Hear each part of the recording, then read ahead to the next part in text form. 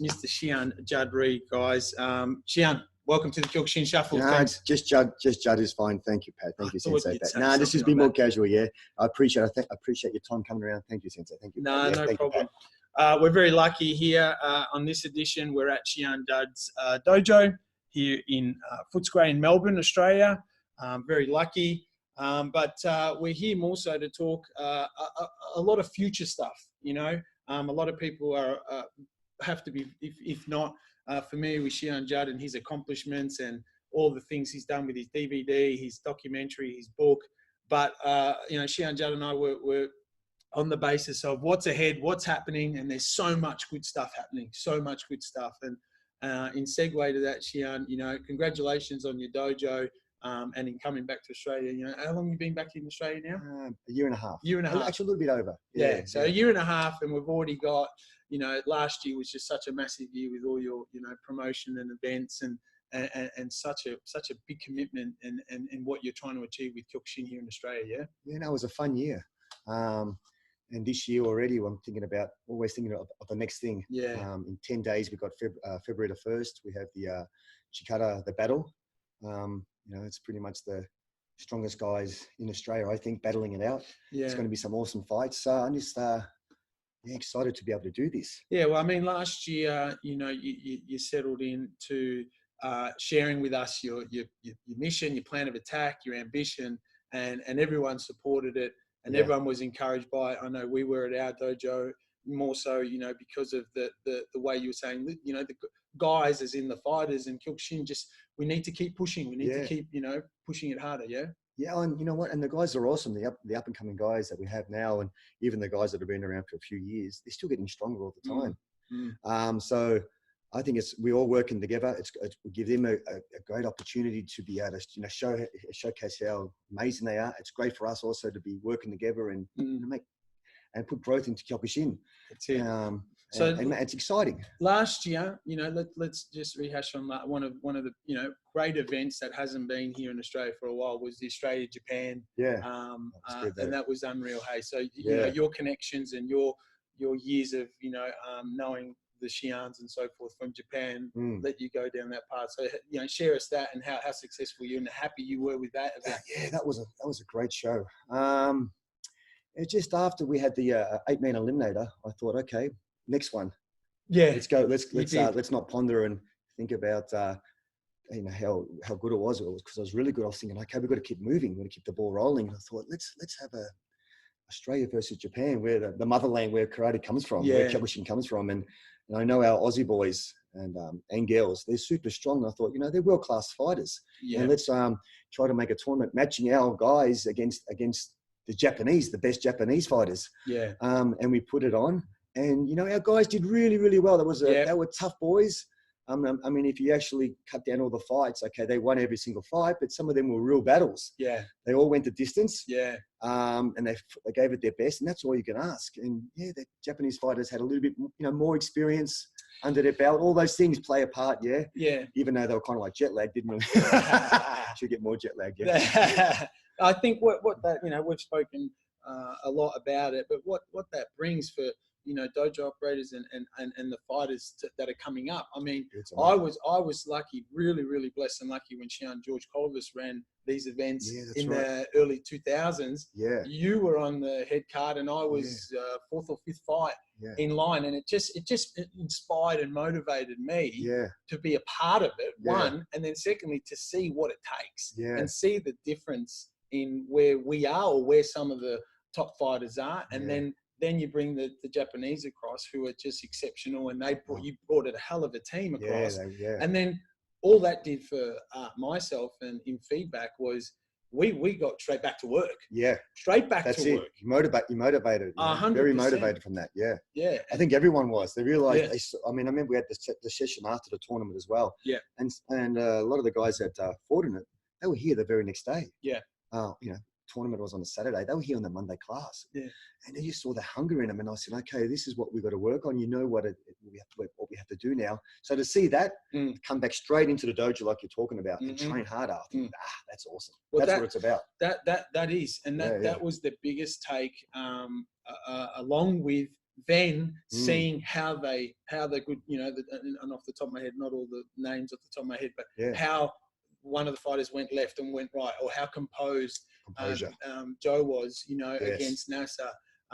You know, Senpai Dean, you know, we tweaked his game as soon as that happened. Instead of doing this, we're working. So we took the motivation, but then we took action. Or I know we took action to it, and I'm sure the other guys that are fighting in that bout took it as well. Yeah, that's what you got to do, don't you? You got to get back to the drawing board and use that as motivation, and just train harder and have a bit of a different game plan on how to fight them, because they had their own. Don't have to fight their way. You don't want to fight their way. They've mastered it. Just that whole game, how they play it. But if you understand that, and then you throw in your own things, whatever they might do, and rattle them up a little bit. That's what it's about. Well, so that was that boomed the motivation, and near that, I think it was in August, September of last year, and that triggered off a great momentum towards 2020.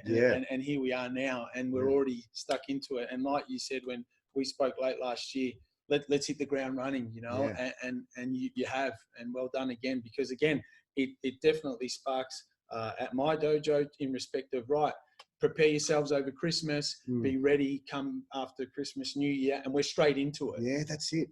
You know what? Everything's a team effort too, isn't it? I have my part of trying to put the show together, and if it's not for the fighters, I can't put the show on. If it's not for the fighters, senseis or teachers, I can't put the show on. If it's not for the spectators, not for this. Everyone has to come together, and that's the only way it's going to work. And I think that's why I wanted to chat again in sharing that side of you and where you're heading with it, because it's a big bonus and a big advantage for all of us here in Australia. And then, you know, again, Feb 1st, not far away. Yeah. Let's talk a bit more about that. You know, this is, again, let's hit the ground running. Let's see who's getting in there. So, you know, a lot of the other dojos and so forth have seen how good last year was and how supportive it was. So, you know, we're not far away. What are you looking forward to for Feb 1st? Let's have a chat about that. Yeah, no, it's good. We've got some up and comers who haven't fought on our shows before. Some young kids. You know, Taipan's fighting again. We've got Jack Evans. We've got Taipan. Yeah, Jack Evans. And also now we've got.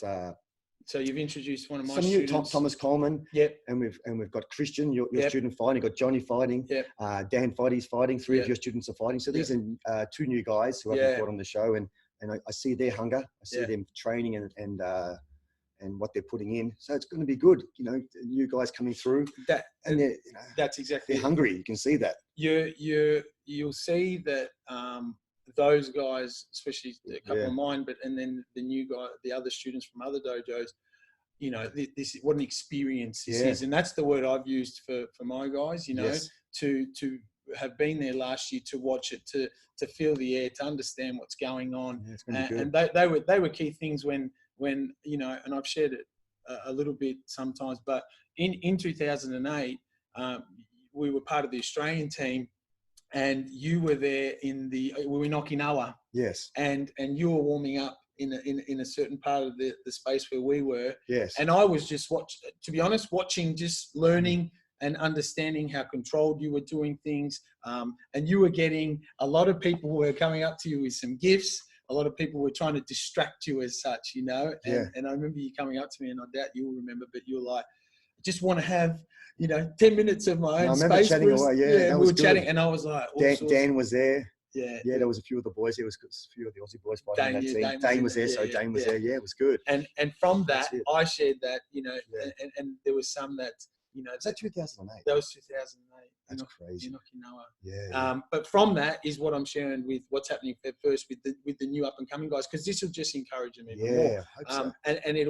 And they were there watching and seeing again how the Japanese prepared, or how the event is being run. Well, that's how we get growth, don't we? Putting on these shows, they get motivated, and people go to the show, they see these, they want to join karate. If I went to, and I know that some of the people that have been going to our shows, 50% of the crowd hadn't done karate before. Right. And they never knew what Kyokushin, they thought karate, had a misconception about what our tournaments are about. And they've seen these shows and they're blown away. Oh my God, you guys are full on. So then they tell their friends and they bring their kids to the dojo. That's it. For me, that's what it's about. I think, and that's a nice segue in understanding again, and got a new crowd there. and how you're promoting it, and why I'm doing this type of angle of interviewing or talking is to not also lose the fact that we are the strongest karate. And I tell my students that we're full contact karate fighters, and to expose that had been missing a little bit due to circumstances in Australia, but it's back with a bang. And I guess just share with us how you see that as well. Yeah, how important it is. Well, you're going to see on Feb the 1st, you're going to see Dan and Samuel Shields, Dan Buddick and Samuel Shields fight Michael Dent versus Johnny. Nathan Phillips versus Paulie from the gym, from Lorenzo Sensei's dojo. Okay. All right. These are tough boys. Yeah. And you see their kicks, and I just know that from the previous shows, and people don't, when they hear that thud noise, crack with those leg kicks, everyone's like, what is that? They probably haven't seen anything like that, how devastating the kicks are, bare knuckle punches, thundering punches into the chest. And it's also, but it's the spirit in which it's done. Everyone comes out respectfully. They bow to each other. And then when they fight, they fight. They go for it. They put their life on the line, so to speak. They give everything they've got. And that's awesome. At the end of the fight as well, there's great attitude about it. They shake each other's hands. I think the spirit of the way it's done and the manner that the fighting, everything about it is great. Yeah, but that's a good way of explaining it too. It isn't just as we call it, the bash and crash, the competitiveness, but I think we take for granted, and I'm just sharing it out there with everyone that listens. It's full contact karate, and no shin guards, no hand mitts. And that also leads to it's no weight category as such. At best, you try to do a nice matchup. But that being said, in readiness for overseas tournaments and open tournaments, you've experienced it, I've experienced it. It's no bullshit. It's a 10-kilo difference, etc., can make the fight change, and it shows the spirit in the love. 100%, and that's what's different, unique with Kyokushin karate specifically, because you talk about other fights, and they go, "Oh, he's 5 kilos heavier, he's 2 kilos heavier," and everyone makes a big deal about it. And they really talk about it. And I'm like, in my head, of this, in the All Japan tournaments, the world tournaments, it's an open weight tournament. You got 70-kilo fighter versus 100-kilo fighter. You had Midori Kenji, 70 kilos, 1991 world champion, beating fighters who are 110 kilos. I mean, this is incredible. And people don't get their head around it, but when they see them fight, they understand. They're like, wow, look at the strength, look at the spirit of that fighter. It's more that. It's like, look at his determination. And, we had on our the Japanese show as well, where we had the young Japanese girl, 18 years old. She looked innocent and when she fought, she turned into a monster on stage. She was only 52 kilos, and Jacinta, they did a great fight. But it was a 25-kilo weight difference. And I remember someone saying, looking at the card, going, well, what have you done here, Judd? It's too much. I go, you watch. I mean, this is what we're about. This is what Kyokushin karate is about. And everyone saw that. Like, whoa. And it opened everyone's eyes to that. Yeah, that's great. Let the fighter fight. Don't be too concerned about the weight too much. And your events, no corner judges. Can you give us a bit of a reasoning behind that and share with others why that, why you like that application or that? The first 8-man eliminator, we had the 8 corner, so we had the 4 judges. That worked really well actually, and I think it looked good on the stage. But it came down to visually. It like that. So we had tables around, and the corner tables, they couldn't see in. Okay. And they complained a little bit. And you know what? I want to make the spectators happy. So it was like, get rid of them. Let the center referee control everything. These are experienced fighters as well. They know what they're doing. It was more that, and just let them fight. So I've also told the center referee not to pull them up, not to stop the fight for 20 seconds and yell at each son, rather and drag it on. Let it flow. I mean, if it's a little tiny bit of fouling, it's no big deal. They're fighters. Great. Let them fight. And so I got rid of the corner judges just for visual sake. So everyone there can just see clearly what's going on. You only got the center referee. Center referee moves around. You saw Josh. He's unreal. You don't even notice him there. No, he's so good. Your eyes are on the fighters, and there's no interruption, and they're fighting.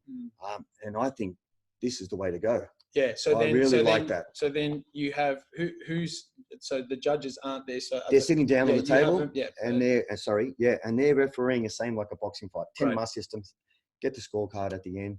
You know, There you 30, 28, whatever it is. Like for those that weren't aware, you know, then these are the little things that I'm tapping in the Xi'an. So for some that can see this and listen to it pre-coming Feb 1st in understanding, you know, why that's the case. So that's it. You got three rounds by 2 minutes. 3 by 2 minute rounds with a minute break in between each round. That's it. A decision should be made. Potentially, it could be another 2 minutes. Okay, that could be. Yeah. And that's on your decision. You might see the result and then go, no, I want no, to see. no. If it's a win, it's a win. I don't have any. I don't touch it. I don't have any say in that. But if it's a draw, it can be a draw. Go again. Yeah, right. Yeah, but then what I've told, if that does happen, the center referee will control it. If it goes to 4th round, center referee controls it. He'll make a decision. Very cool. Yeah. So that's exciting, guys. Feb 1st, you know, not long to go. And how busy is this? Once Xi'an's done with this, you guys would have seen some of his social media posts in his Thailand camp. Yeah. And love to chat about that, Xi'an, that concept, the way you're doing a great job. And then for all around the world in understanding, I guess, and you kind of gestured, you know, there is X amount of, you know, I'd use the word investment. It's an investment for some that are traveling towards you, but share with us, you know, there's the countries and so forth that are coming to see you in Thailand. When is it? And all the above. The Thailand camp is from March the 8th to the 13th. It's a 6-day camp. This is our 5th year now. Unreal. They're amazing. It's a beautiful location. The Thai people are beautiful. They make it special. So we're the resort where we stay. It is very welcoming to us. We have a dojo there. We set up as a dojo there. We have almost a secluded beach, which is absolutely like beautiful place. Beautiful. And we have like a staircase that goes down to the beach, which almost looks like out of a Kung Fu movie. Yeah. It does. Yeah. So we, in the early morning sessions, we'll run on the beach. We'll do bunny hops up and down the stairs. We'll do wheelbarrows. We just do conditioning stuff and really work hard in those morning sessions. Uphill sprints and that kind of stuff. We train 3 times a day. Okay, walk us through that bit. This is the cool bit now. This is something that I'd like others to understand. Again, you know, in how you were just talking about the tournament fighting side. Now here's the training side, or a camp commitment of what people are in for. Well, that's it. Well, I call it the Judd Reid Thailand Uchideshi Camp. And I give it that name because I want people to experience, in a small nutshell, what I did for 3 years in 6 days. That's if that makes sense. No, it does. Even down to the food that we eat. There's one morning session where I make them eat exactly what I ate in Japan for those 3 years: a bowl of rice, and miso soup, natto, and they all have that. You know, we put out a set, we set it all out, and I also explain to them how to eat the food. Put it up to your mouth and eat it all in one go. So I explain that to them, and they all do it. I said, you must eat every single bit of this. There is no, I can't eat it. And I just give them that experience because that's what I did. That's what happened to me in Japan. And they come to Thailand to have that experience of what I did in Japan. So I make the training very intense. It's you know, the morning session, so it's all about conditioning and stamina and just, you know, building spirit and out of your comfort zone. We're waking up at 5:30 in the morning, 5:45. We're starting exactly at 6 a.m. I'm very strict when it comes to these things because it's an Uchideshi camp. And Uchideshi training in Thailand, in Japan, was very intense, very strict. So I want to give that to them. And they come here for that. They go there for that. So it's awesome. So, you know. So your morning session, you know, you've just gestured then. There's some key words there that I think a lot of us not forget, but just need to be reminded, you know, that spirit, the conditioning side, you know, and similar to how you do it in your camp, which will lead to the Australian camp, which we'll get to soon, guys, which is exciting, an announcement there if you're not aware of it. But with your side of it, you know, it's you know, give us some examples of some of that stuff so people can see, you know, they've seen it on some social media, but it's your push-ups and we're working together. Yeah. Everything is, you're working together as a team and you're just pushing each other along, you know, and there's, for example, you know, you get into the 2nd or 3rd day of the camp and everyone's got sore legs, sore muscles, and they're fatigued and they're tired and they're probably waking up in the morning thinking, I won't be able to do this session. But at the end of it, they do it and they get so much out of it. And it's because they're digging deep. And you know, even like Faito, you know, it's all about that as well. So when we're running some early in the morning there, before even sunrise, it's in the dark. And they got dragging their legs and we're going, Faito. And it just builds that spirit. And they're able to get so much more out of themselves by doing that. And and you know, they feel great from it. So, you know, we're doing like, there's another area where we go where the hill's like that. Yep. And we're running up to a big Buddha Yes. statue. Yep. It's beautiful. It's magnificent. But the heels like that, and they're gone because of the humidity. Yeah. Because they're already tired, and some of them are actually, you know, throwing up, fainting. You know, they're in bad shape. But I said, we'll after 8 to 10 sprints of this hill, we at the end of it, we make our way all the way to the top of the hill. And you see this big Buddha statue looking down on you, and you see it in my post. It's like, whoa, it's very cool, yeah. And that's what makes it. And you go, wow, this is amazing. And then you look down as well. You can see all of the Taya, and we do some things up there as well. Some kata up there, just already exhausted. So we just try to get your mind right, breathing exercises. So much, you know, and then push again, hard again, up and down like that. So say the dates again, just for some that need to keep an eye out. And I mean, you're kind of finalising your numbers. No, it's done. Yeah, it's booked out. We've got 25 people going to this camp. We've got 8 different countries attending from all around the world. It's awesome. Wait till get back to him next year. Try and lock in your spot. But I guess awesome. 25 is about the right number, huh? It's perfect. Yeah. And everyone gets very close. Everyone shares 3 people in the room. They're basically, you know, training together, sleeping, eating. There's it's very close that you get a close relationship to, and that's what's nice about it, is that I know people after these camps, they keep in contact with each other. Some of them travel overseas. They end up catching up with each other as well. And you see at the end of the camp, everyone's hugging each other, going, "Wow, that was pretty amazing what we just put ourselves through." I guess there's some that do Mount Everest, and then there's some that, and this is the Mount Everest. That's I reckon. it. Do the Fatal camp. Yeah. Is there top of my head? This is just one this year. Just one this year. Right. Yeah. So we just got one every year. That's our cool. Tradition. Yeah. That's awesome. That's cool. So then that gets you through a bit of March, and then, you know, back into running your dojo again and so forth. But the big announcement that was shared last week was your Melbourne Anglesey Australia camp.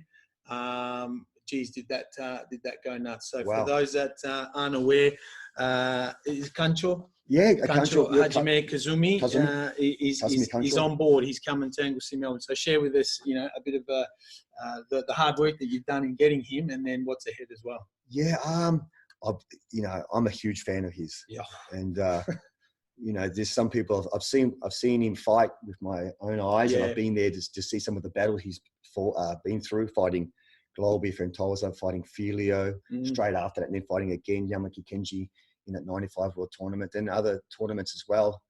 He's for me, he's the samurai. If I visualize the karate person who represents a samurai and what that means, I think of Kazumi Hajime. Wow. He's just resilient. He's just one credible fighter, spirited fighter, beautiful technique. His timing, the way everything about him, he's an absolute gentleman. I talk about him also in my book, The Young Lions book. Remember I talked about one of the nice guys? Yes. I said one of the nice guys, but also one of the hardest guys I know. And I made a bit of a mention about him in that. So now to finally get him to do the camp. Yeah. This. I've been working on it for quite a while, since late last year. Yeah. And I don't like to say things unless you can actually do it. Yep. And then so it was just through contact, and someone helped me out over in Belgium, actually hooking us up, and through emails, and we were able to make it happen. He's been committed. He said, yes, okay, we'll do it. And I'm like, wow, it's confirmed, it's done. So this is going to be huge. Yeah, it will be. This is really going to be like, to bring over him, and everyone knows that as well. You saw the response. They're like, wow, you bring over an incredible human being. Yeah, we were talking about it, and you'll see that, you know, that I think the word probably here for Kazumi Kancho is the generation of that 90s in Kyokushin, when it was in its nice peak phase. And that now, you know, for those that aren't aware, and if you're not, get on, obviously, I hate to say it, but the YouTube is just your best resource or platform in watching Kancho, you know, in that 95 World Tournament, the 99 World Tournament, all Japan's. He fought Sensei Gary O'Neill as well. Yeah, that's right. Gary O'Neill twice in the All Japan. Yeah. So what a opportunity for all of us to tap into, you know, that are attending. And I guess the call out here is for all that have said yes, you better get. Can you imagine the morning sessions? You know, at Anglesey's, where we run down to the beach early in the morning. Yeah. And Kazumi's there at the front there in the water. They're doing the sessions. Yeah. Yeah. I'm like, that's look at this. For me, I'm like a little kid. Yeah, I'm going to be like yeah. a little. It's going to be very exciting. It's going to be incredible atmosphere, just to be share that time with Kazumi. It's going to be I'm getting a special T-shirt made up for this, a certificate, all everything, and a certificate of completion of the camp. Everyone, participation. Everyone who does it, and that's a T-shirt great. to remember this awesome occasion. Yeah. I think you've set the bar though, Shihan. You know, each year, and this is the awesome bit of chatting. And always when we chat, well, you brought over, Takuma Shihan. Yeah, Shihan Billy brought him over. And so on. That was amazing. Yeah. And and we're all just like, wow, back there, just standing there, just taking it all in. Yeah. He's incredible as and well. I think just in we'll come back to the camp in a sec, but in sharing that you were, we appreciate you attending Shihan Billy's camp late last year, and we did have three-time world champion Takuma Shihan coming. Now when I was fortunate to be helping Shihan Takuma with his explanations and so forth and demonstration. And then Shihan Judd came up to me, and it was just he's like, all the little, the little one percenters that he just focuses on, that kept his game so simple, and that's similar to Kazumi Kanto, as well, isn't it? We were talking over the phone, and you were like, and the 3-time world champion, he's the only one to do that. 100-man kumite over a 10-year period. Would it be longer? That's incredible. 8, 12, and 16 were the ones I was in. Yeah. And you know what? You got to look at that and go, how do you do that? But if you think about it, you had the little pointers, just tough. Yeah. Just super. He was writing on the board about stamina and conditioning, the importance of that stamina. Yeah. And of course, he got the experience over the years, but just resilient, just tough, and just never. I don't know. Just another. In sharing a little bit there, and I mean, if Takuma has this knowledge, imagine what Kazumi as well. But in sharing just a little bit there for everyone that's listening, because this is pretty cool, was there's 3 words that are heavily used not back in the day, but in the era of the fighting phase, and it's a matter of where you place it. But Sosai had these 3 words, and Takuma put them up on the board. And and I stress it a lot in our dojo: power, technique, speed. Now, where you place it is according to how you are as a fighter, or who your Shihan or sensei is. But Sosai used it across the other way. It was technique, speed, and then power. Some focused heavily on technique, and if you've got good technique, then you have good speed. With good speed, you'll have power. Where Takuma came in and he put power first. Sosai put power first. Cool. He did. That's why I used the word chikara. It's because of Sosai. Cool. Chikara means power, strength, and Sosai always say, you can have all the technique, but if you've got no power, it's useless. Here we go. Power is number one. Power is number one. And but usually as well, because the power was there, was usually because it was good technique. And if you see, for example, if someone like a bodybuilder comes in and kicks a bag, that even if he's 110 kilos, got no idea. Even though he's very powerful, it's nothing. But you have someone 60 kilos come along, who's got that huge power, awesome technique, and through that, he'll have much more power, kicking power, punching power than the bodybuilder. So usually, so Sosai would say power and stamina. They come, conditioning and technique was after that. But yeah, that's cool. It's very interesting. But when you put up on the board about stamina, power, wow. You can break it down those 2 things, conditioning and everything. That's it. When's the camp? Let's what were your dates for those? I think it's 22nd, 23rd, 24th of May. We're checking on the 22nd, Friday night, and then we have 3 sessions on the 23rd, early morning run down to the beach. For those that haven't come, bring your running shoes. We run about 2.5K down the beach, awesome. 2.5K back.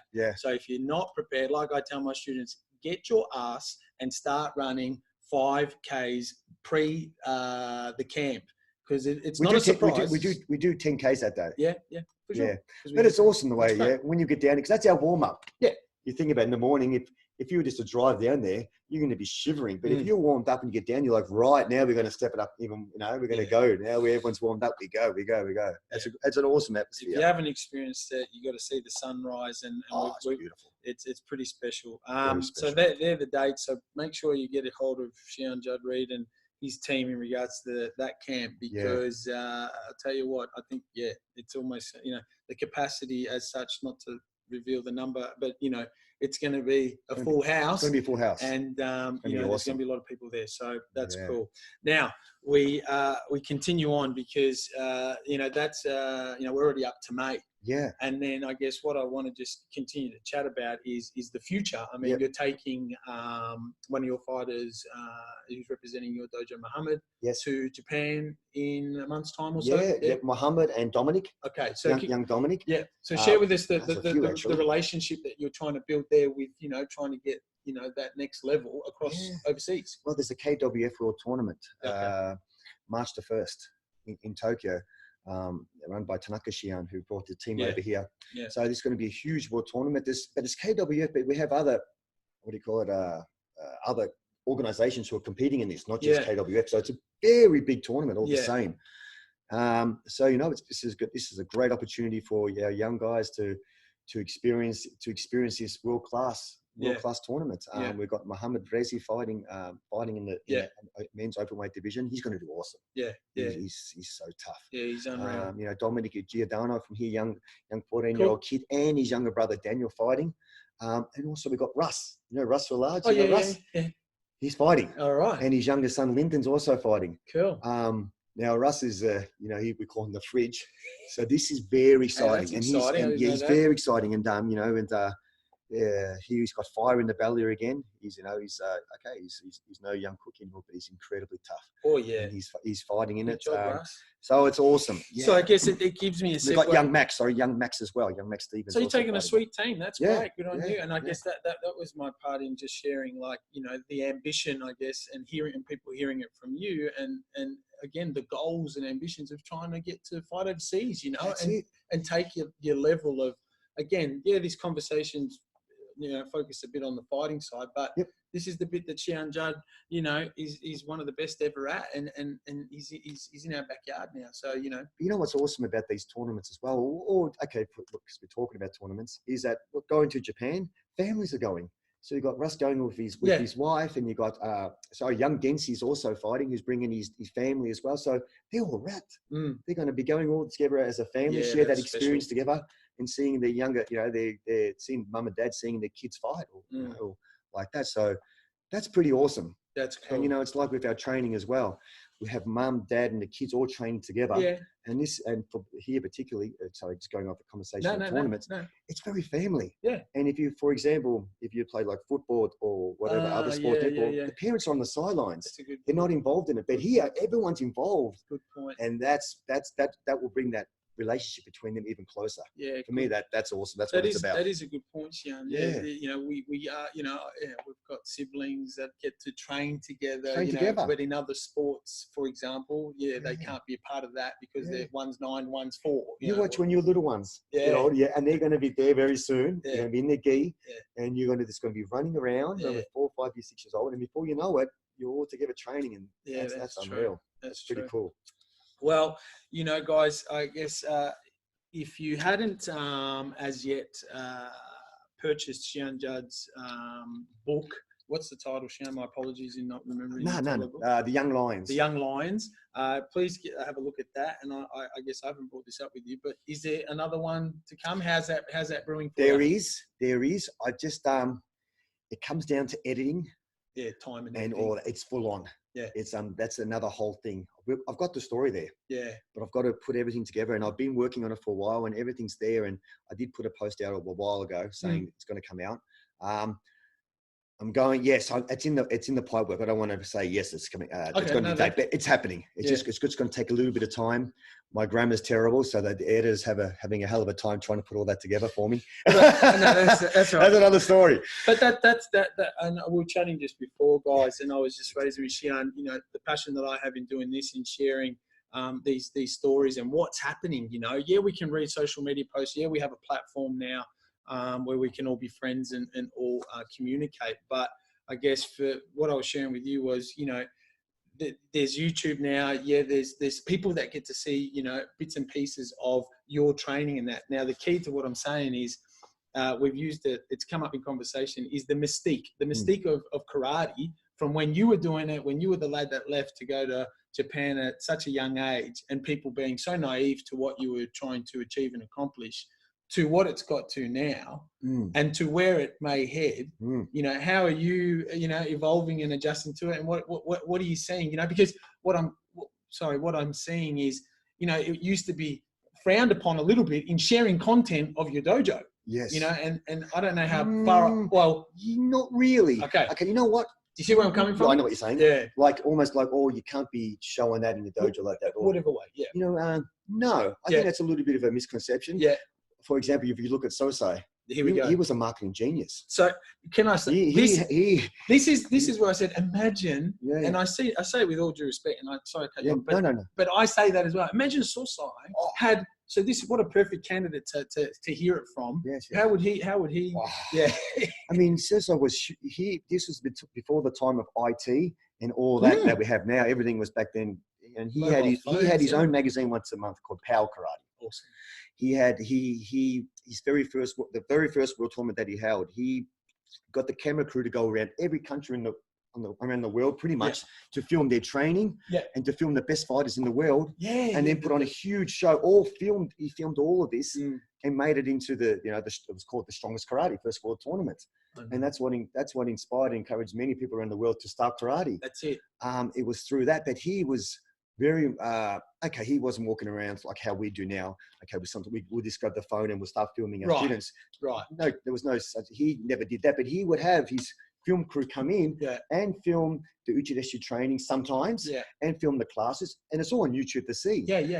And he arranged all this. Yeah. Of course, it's him. How good it's him. That. That's also this the one as well where he came down from the mountains and he wanted to make a statement about what he wants to do and what he's been doing, and he wrestled a bull. You know, that's on YouTube. Now he organized all that, and you see in the film there the bull stabbing him in the stomach, and he's gone like that, and you've got a big gash in the stomach from doing that. That's pretty crazy. Imagine actually ringing up the newspaper or film crew and say, "Listen, I've just been doing this." And they know of him as well. He was, just through. He's huge. The man's a beyond, just incredible human being. And so, all right, I want you to come to the abattoir where they're going to kill the animals. I'm going to wrestle one of these ones. And these days with people, how sensitive they are. It's another story. It wouldn't happen. But he was just something out of this crazy. And he organized all that. And he loved it. And he wasn't shy. He was like, I want to promote Kyokushin. And you see the way he did it. He did it in such an honorable, such a strength way. And a beautiful human being, but just like how UFC is now. UFC is massive. Dana White, he's a marketing genius. He knows how to grab everyone's attention. Conor McGregor, he knows how to grab people's attention and get the media to look at him. Sosai did the same thing, but he did it in a different way. He did it in a human. I don't know. He just his personality, the message that he gave across. It wasn't just all about. He wouldn't mention about dollars. I'm making $5 million, $10 million. Right. And people and the other fight. I'm not saying that's just how they do it now. No. It's a different thing. Yeah. You're not comparing. You're just sharing sharing that how now everyone's got the media attention now, and back how it was before. It was a different era, but still they grabbed their attention just equally as much. And this is before YouTube IT. Sosai did an incredible job. He did an amazing job. Some really good ones there, if it was now, and I don't know. Well, I say you just shared it. You know what I mean. You just nailed it. I hope I explained it. Yeah. If it was now, look what he did then. And imagine what he could be capable of doing now. But again, he being the way forward, the way ahead, and that's the bit that I'm coming in from on this angle with this. The Kyokushin Shuffle. This is just a starting point in what I'm trying to envisage in promoting Kyokushin and martial arts. But you've summed it up pretty cool there because it's the big picture. And you know what? We can't be shy. And I know as well. Normally, before I was very shy. I was just reserved. And just because being an Uchideshi or Sosai as well, we were taught we were in our character and how they remold us to be reserved in speech, as they would say, be reserved in speech. Head down, but eyes look towards the ceiling in a hungry spirit to try and do the best you can, and in life, so to speak. But having my own dojo, if I thought the big part of it is the marketing side. Now, if I'm really shy and I'm this thing and I think, oh, awesome dojo, it's got great everything going for it. Whoever's in here, that won't count. I have to push it, market it, and let people know what you're doing, because why not? It's a great thing as well. Yeah. I think what we're doing is a great thing for people. It's a great thing for the community. Yeah. If people come and train here, I know they're going to get so much out of that. They're going to be a better person for it. And I think it's just a huge positive thing. Why we should be proud of that. Yeah. And let's get it out there. We've spoken about this before. before. If you know what I mean. I don't want to get too philosophical. No, but you're putting the right words out there, and that or the right language I use. I like to use that word, the language of the health and well-being, and the community feel and the 100%. Family feel. And those are things that you praised about Sosai as well, that he wanted, like you said, he wanted the world. What other organization / spectacle or sport other than the Olympics as such brought that many countries together under one roof? Yes. No politics incredible. In respect of those other nations that are going through war. Wow. Could all be there, right? No, he created an incredible atmosphere. I mean, he would hold tournaments where you would potentially have an Israeli fighter fighting a Palestinian fighter, and any other sport in the world could probably do that. And he did that because of his influence of what he put into karate, about being a strong person, but being a kind person, and being that was the first and foremost of being a good person, being very strong, but being kind and compassionate to others. So when you had these fighters fighting each other, there was no attitude. There was always at the end of the fight a huge hug. And to see two countries which were at war at that time, to do that. Now, if that little bit of influence has an influence on everyone else, how great is that? Well, I think it's huge. It certainly did with from my angle, and I mean, you were in the forefront of living in his building and seeing all those other countries and all those other visitors as such coming in, and then the influence he had on a lot of the higher end, sheikhs and princes from other countries. They adored. They did. We had the King of Jordan. You had everyone. There's a lot of pictures around the world in the Hombu Dojo with Sosai with these incredible figures, but you see also they looked up to Sosai. They were in awe of him, and because not of just his incredible strength, but that was the person that he is, that he was, a very spiritual man, a man of peace, a man who wanted the best out of for everyone, and compassionate, beautiful human being. That was everything. Yeah, that was such big words, Xian. I mean, that's just taking me back a bit. In also not forgetting that those words: compassionate, humility, helping, support. Those great words. You always talk so well about him, and I appreciate you sharing that. From here, Xian, I guess we continue to promote and grow, and that was a nice way of explaining to others out there, some of the content that I've put up. I'm nervous, I'm anxious. There's some things I'm like, shit, should I show this or not, or is it incorrect? You're doing a great job, Pat. You really are, and you know what? That's excellent, because you show you see that you're a very passionate karate instructor. And that rubs off on your students. Your students are awesome. They're very respectful. They're great guys. And, keep doing what you're doing.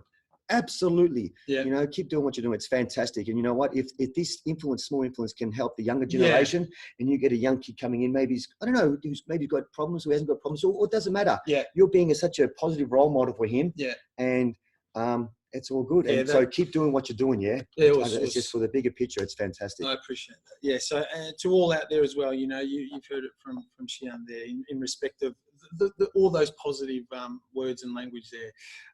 Xian, let's keep going a little bit here, but let's segue a little bit to now and how you see martial arts now. You've got a lot of contacts and friends in the combat world, yes.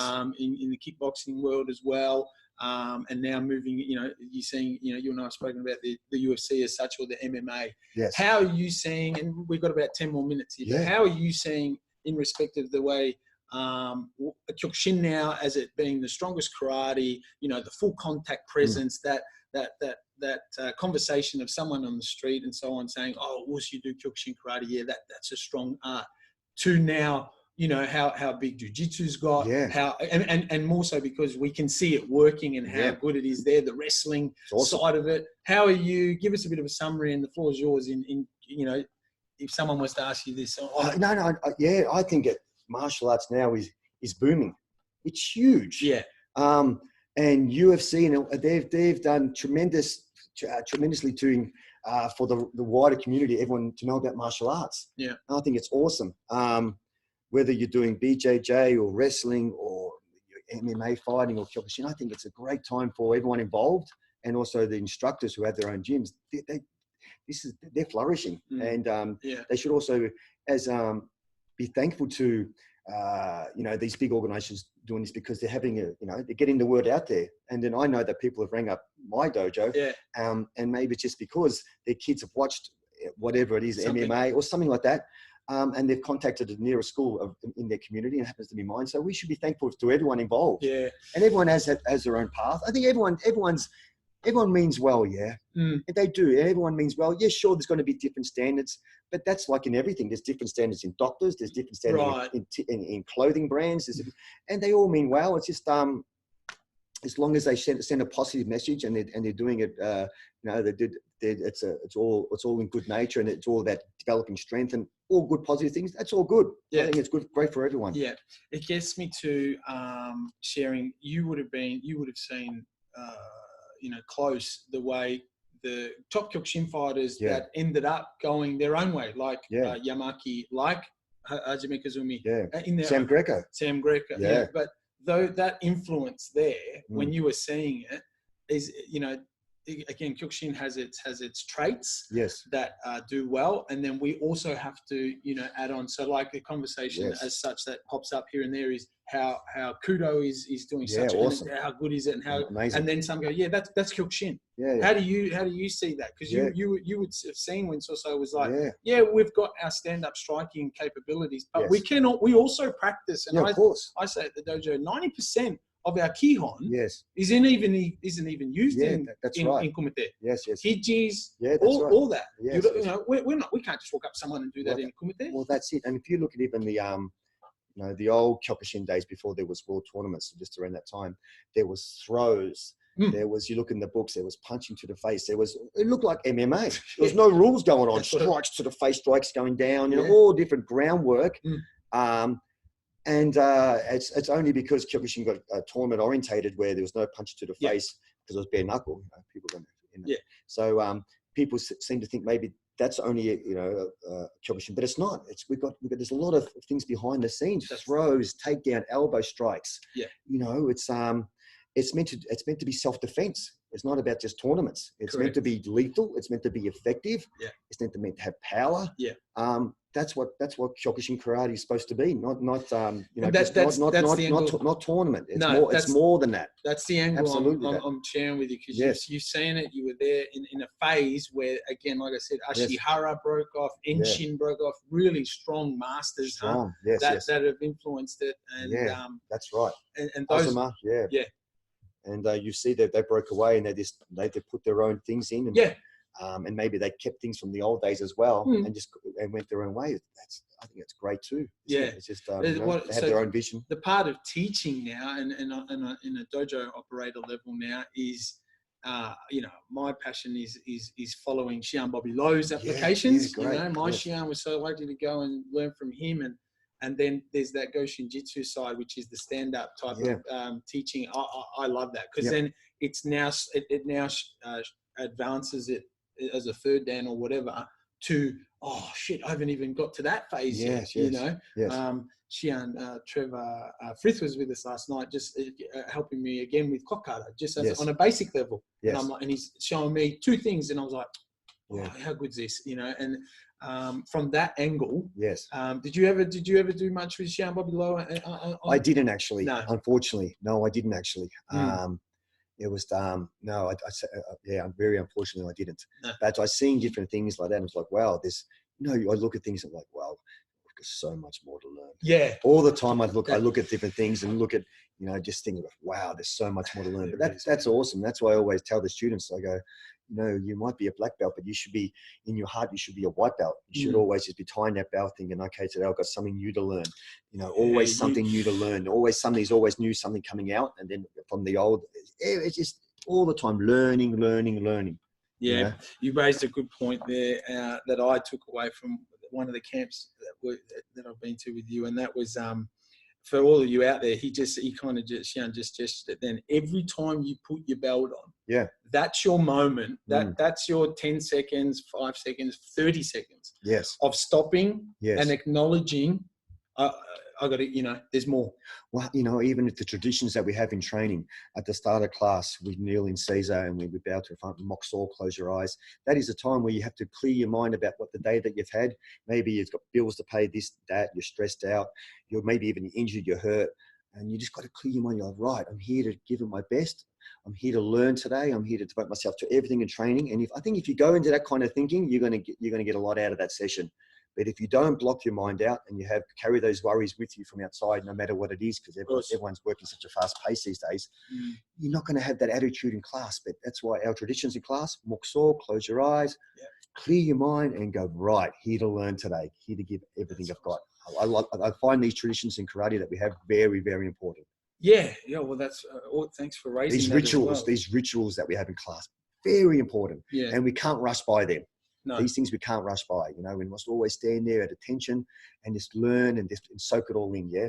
And as an instructor, I feel like we learn even more so than the students, because we're looking at all the students and each one of them have different characteristics. So they're all a little bit different. So we're learning from him, her, everyone there. And you're picking up so much. Yeah. Good point. And I guess for all of us listening, how good is this?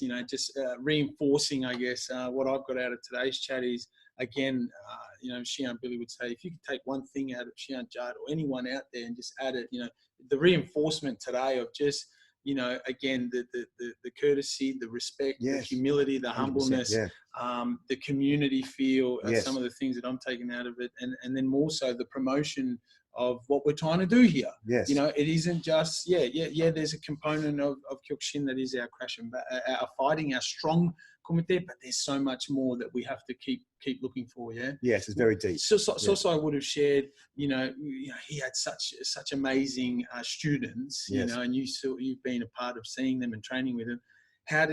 What would he say to continue that? I mean, anything he said would have been such a privilege for some, but what was it? What's the take out of going, shit, yeah, we've got to keep going. What is it? Just through his training and his philosophy. There's more his philosophy behind training. Yeah. He wanted you to carry that more out into the community. Yeah. It wasn't just a matter of just coming out and sweating. It was just about, always giving your best in training, reaching deep into your spirit, of passing that on to the students. And that's going to affect their life positively as well. Yeah. Being a product of the product. Being a product of a product. Through your training, through your hard training, that's going to be, for you, is going to develop as better as a person. Yeah. Like that. Yeah. You're taking all that sweat walking, dragging your feet out of the dojo after a hard session. Everyone's shaking hands at the end of the class, respectfully thanking each other, because without your training partners, you can't get where you want to be. Very important in your training partners. They're everything, actually. Yeah. They're everything. And that develops that friendship in the dojo too, that close bond. And it really develops a friendship amongst each other.